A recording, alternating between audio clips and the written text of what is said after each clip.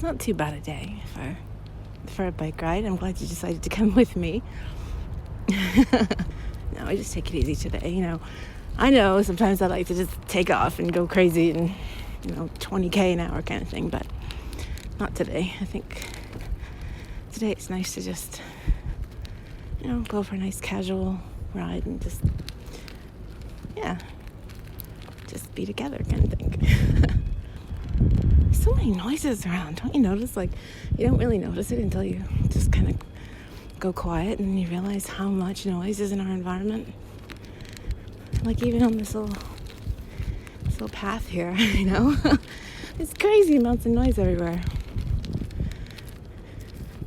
Sometimes I think I'd like to just find some woods somewhere and just go really deep into the woods and just sit and just hear nothing.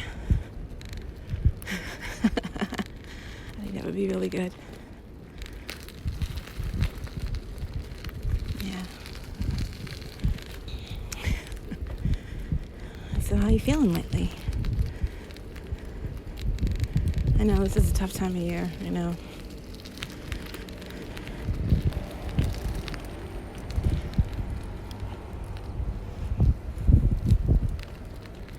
But that's why it's good to get out and just get some fresh air at least, and just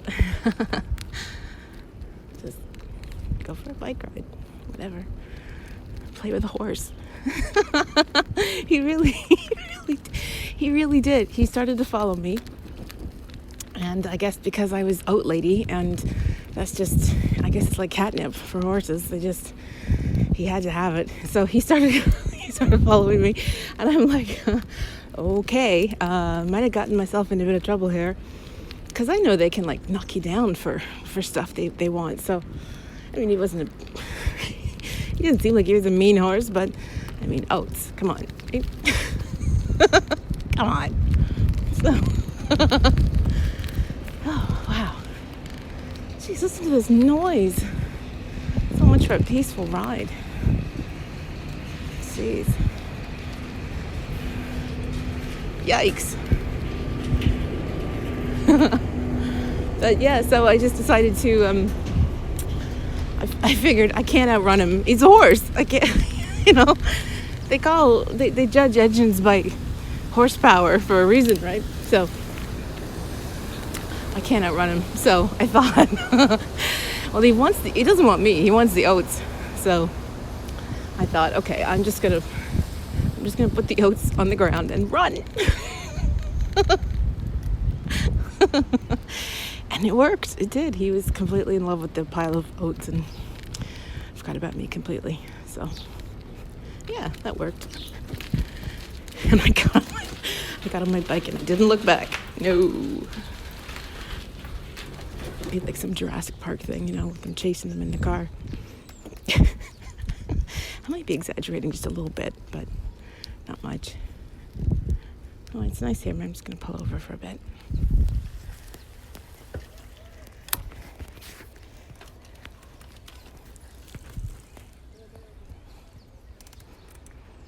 It's a little more peaceful here. Just some swans down there doing that butt up in the air thing. It's so cute when they dive for stuff on the bottom. And yeah. So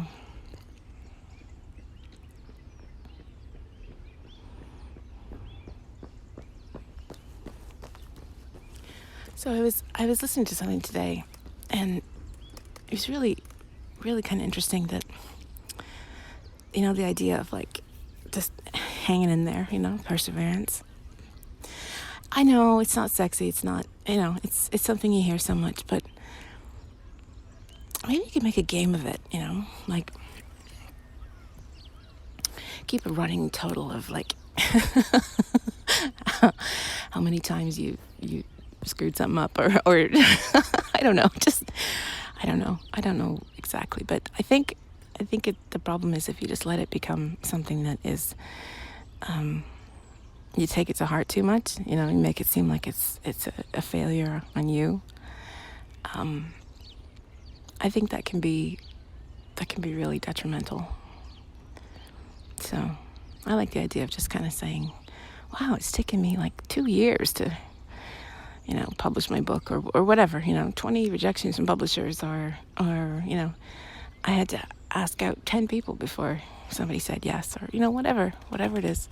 Maybe just be like, yes, we'll get little medallions, like a 10 on it or something.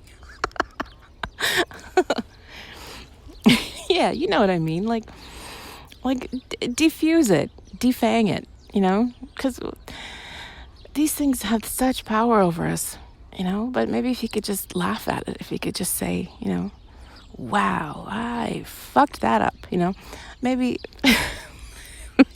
maybe it would be a little easier to deal with. I don't know, but yeah. You want to keep going? Okay, I think people are coming, so let's go.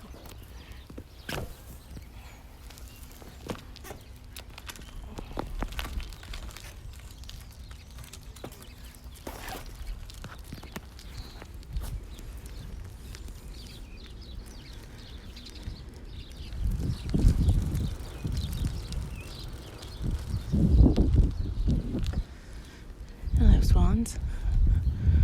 I love that. They go right up and their little butts up in the air. That's really cute. Yes, I'm looking at you. Yes. Yeah.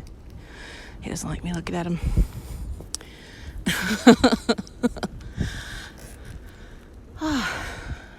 It feels good to get out. I find the holidays kind of stifling sometimes, Oh, there's 2 doggos here. We gotta steer around them.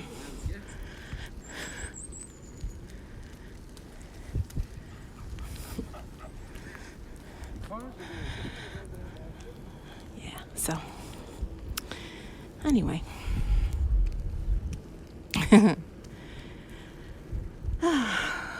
So I got lots of things to do. I'm always so busy, but I like to take time and just hang out with my friends,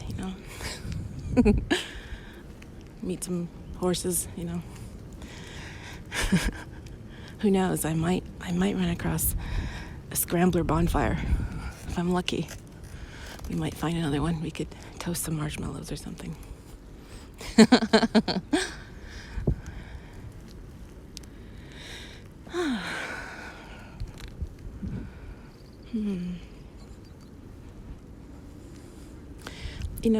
Girls usually have the reputation of talking a lot.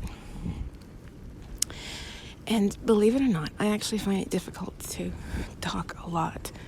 It's a real effort for me when I do stuff like this.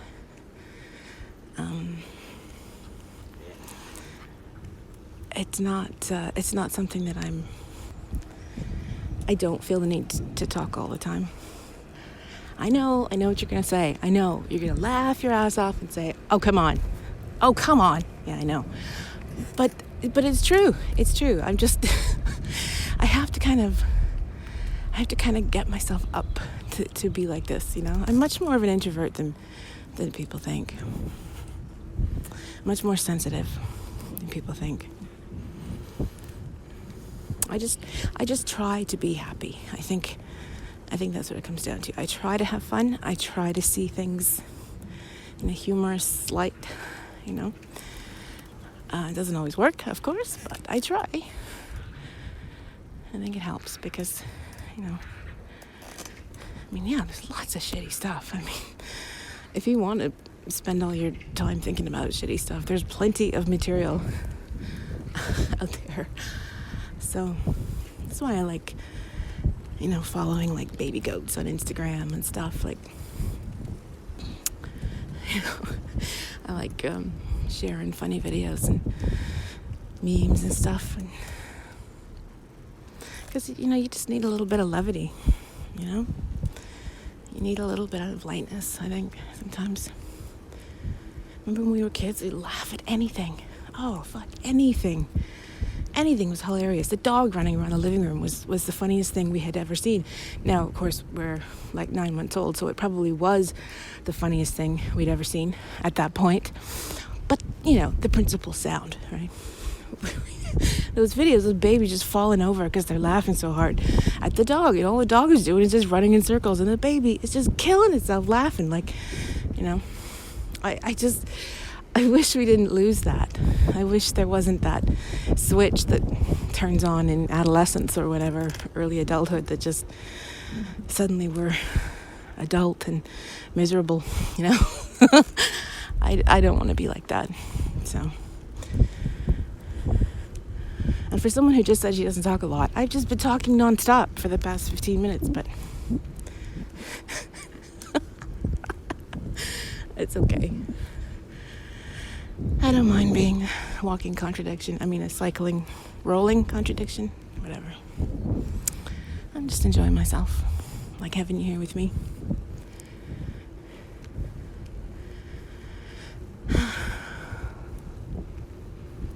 There's supposed to be some serious moon action going on this month. Blood moons and red moons and wolf moons and I don't know, honeymoons. I don't know. So I gotta check it out because I love when you look in the sky and you see the moon is like, it looks enormous or it looks red or it's, I just think it's very cool. I love that kind of stuff. So I'm going to look out for those nights and see what I can see. I went to a planetarium once and at York University in Toronto. Because I think at the time Saturn was supposedly closer to Earth than it was ever going to be ever again or something like that. So I was able to look through the huge telescope that they have at their observatory. Just passing by the locks here. These locks are really something.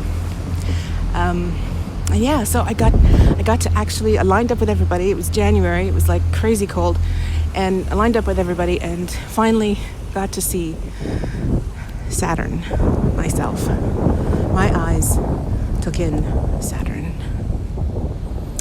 It was really, really something just to be able to look across time like that. Like, not only distance, clearly, billions and billions and billions of miles away, but just time, knowing that I'm looking back into time, like, it was freaky, man. It's kind of a black and white sort of thing through this telescope, and I just remember seeing this thing just kind of perched on its side with these rings jutting out, and just feeling like I'm looking at Saturn.